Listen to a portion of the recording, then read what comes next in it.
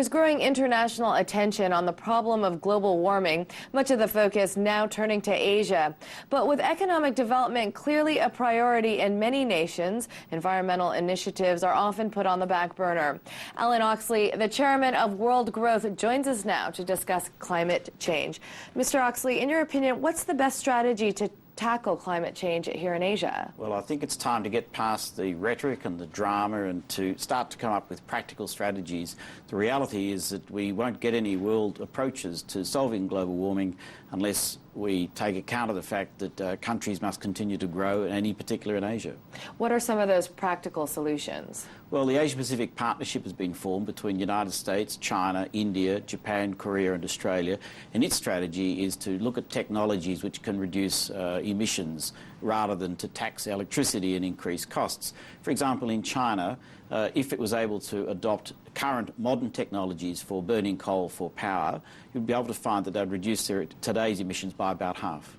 How do you make countries that clearly have economic development as a priority change the environment and make the environment a priority? Well, you've got to have strategies that don't threaten growth. One of the reasons why the Kyoto Protocol was set out to be a global solution but is not, because there's not global support, is that developing countries, particularly in Asia, didn't like the fact that it would require them to constrain growth. So the answer is to show that you can get growth and protect the environment.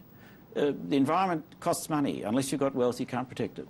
Is it a problem that could be dealt with all of the Asian nations working together, or do you think individual countries have to tackle? It's a global problem. You have to have a global solution. I mean, if you don't have a group of countries in a region, they can't stop global warming globally. I mean, we're talking about change to the climate, so you do need all countries collaborating. The Asian countries, though, are very important because they've got the highest growth, and in the future they're going to be the biggest generators of emissions of carbon dioxide.